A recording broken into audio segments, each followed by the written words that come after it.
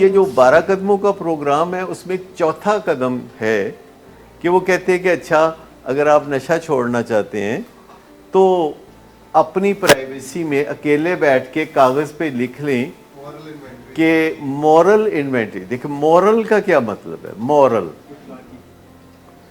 اخلاقیات سے جس کا تعلق ہو.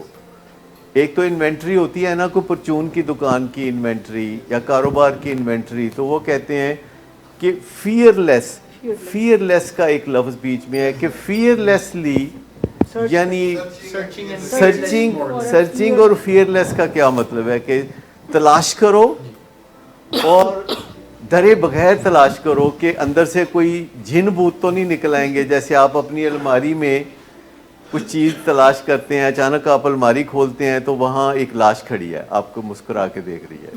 مطلب ڈر لگتا ہے کہ یار میں اگر تلاش کروں گا نا اپنے کریکٹر ڈیفیکٹس اندروں کوئی بہو بلا نہ نکل آئے.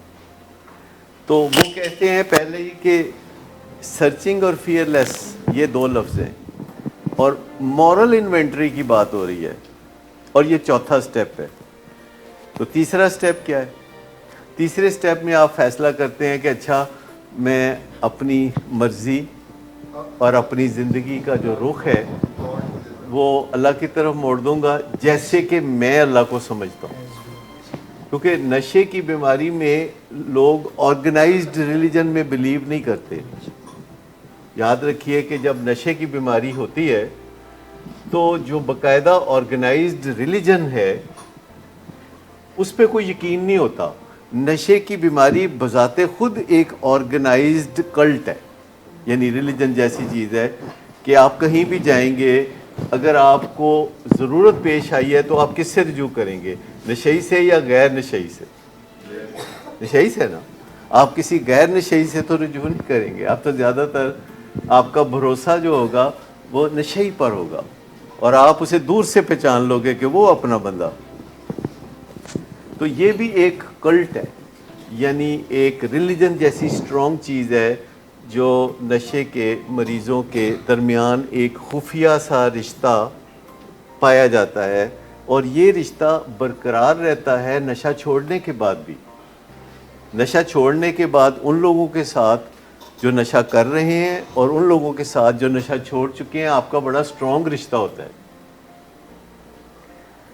اور یہ بات جو ہے کوئی کارآمد بات ہے کہ جب آپ نشہ چھوڑ بھی دیتے ہیں تو آپ ان لوگوں کے ساتھ رابطہ نہیں توڑتے کہ جو ابھی بھی تکلیف میں ہیں نشے کی بیماری کی وجہ سے, اور آپ ان لوگوں سے بھی رابطہ کرتے ہیں ہر وقت جنہوں نے نشہ چھوڑ دیا ہے.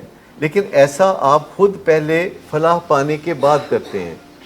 فلاح پانے کا مطلب یہ ہے کہ آپ کی کریونگ ختم ہو گئی ہو, یعنی کسی اور نشے کے مریض سے جا کے ملنا اور اس کو بحالی کی راہ دکھانا اس وقت ممکن ہے جب آپ فلاح پا چکے ہوں. فلاح پا چکے ہوں کا مطلب ہے کہ آپ کے اندر وہ جو کریونگ ہے وہ ڈائی ڈاؤن کر چکے ہو.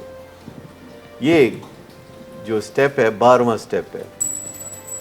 تو 12ویں سٹیپ میں یہ ہے کہ اپنی زندگی میں نشے کی بیماری سے بحالی اور فلاح پانے کے بعد میں نے ان لوگوں سے رجوع کیا جو ابھی بھی تکلیف میں ہے.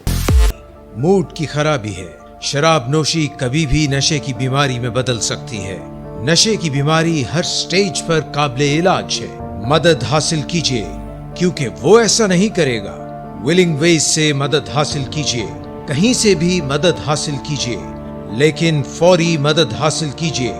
جس معجزے کے انتظار میں آپ نے بہت دیر کر دی اب وہ دستک دے رہا ہے. مدد حاصل کیجیے, مدد حاصل کیجیے, مدد حاصل کیجیے.